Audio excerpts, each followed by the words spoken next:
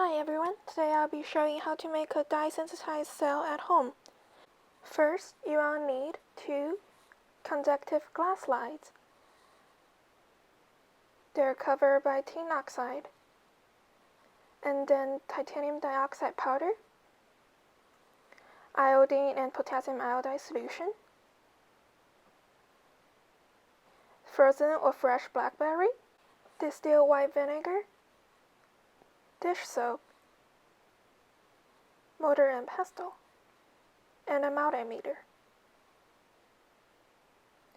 Go over the material list really quick. You will need glass slide, titanium dioxide powder, and the electrolyte solution from the lab. And from a grocery store, you can get all the other materials. The first step is to determine the conductive side of the glass slide using the multimeter, and then on the flat surface, tape down the glass slide. Using a scotch tape, carefully tape about 1 millimeter from the side of the glass slide. Press down firmly to make sure it's securely taped. Then do the same thing to the other 2 sides and tape the final side, but this time 3 millimeter into the slide. This will serve as a boundary for the titanium dioxide paste, which we make right now. In the mortar, mix the titanium dioxide powder with some vinegar.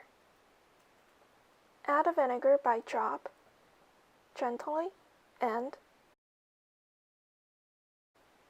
mix gently and add more vinegar as needed. We want to achieve a final result that's a liquid that's thicker than water, but still able to pick up using a spatula. Take a little bit of the titanium paste and layer it down on the side of the glass slide.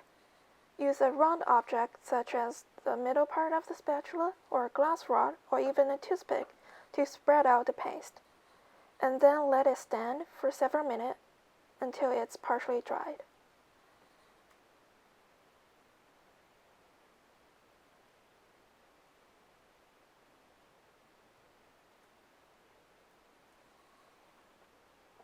Remove the tape carefully and clean up the side of the glass slide as needed. Then heat the glass slide on the stovetop for about 10 minutes.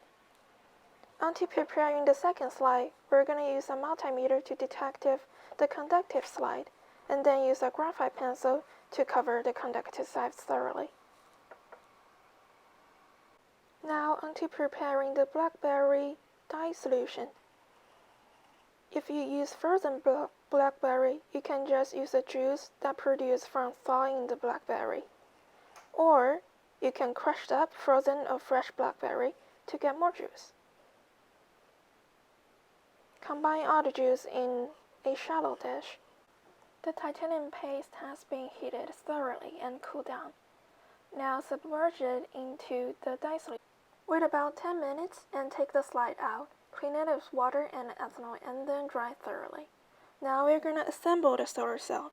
Place the conductive side in the middle, and the 2 slides should be placed slightly offset to enable to place the alligator clip at 2 ends. Use 2 binder clips to hold the 2 slides together closely. Now, using a syringe or eyedropper, add 1 or 2 drops of iodide or iodine electrolyte solution. And then, using the binder clip to allow the solution be drawn into the cell by capillary action. Make sure the whole area is covered with the solution by observing the color.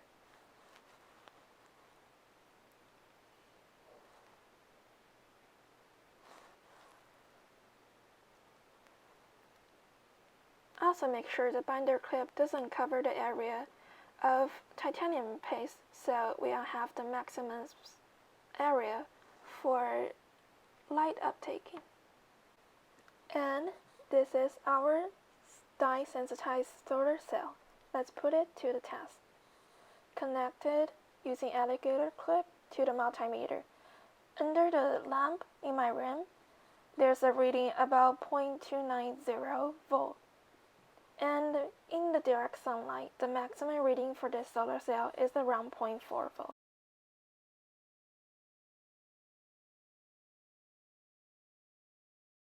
Yeah. Yeah, definitely. Solar panel bonuses, yeah. Yeah, absolutely. For sure, yes. No, actually, I am interested in solar cell, and I think it is one of the best and pure and clean energy. I study about that. Yes. Yeah, heard about it in the news, read about it in the news. Yeah, I'm originally from Pittsburgh, so a lot of farms use it for the crops and stuff like that. They use a lot of solar panels, kind of help electricity that. For pools, they use a lot of solar panels to kind of heat the pool. Our neighbor has solar panels on his roof. My apartment building actually does have them on top to heat the pool water and stuff like that. They have them on top of the building, so. We have considered it. It's a little bit expensive to. Because I think that has a lot of limitations based on how much energy is going to be converting it for me. For sure, but I am a tenant and I do not have a home to use it. But in future, if I buy a home, I might be using it. I mean, yeah, if it's more environmentally conscious, but I know it takes a lot to produce them, so. Not really. Yeah, you have the solar energy, it's the photoelectric cells.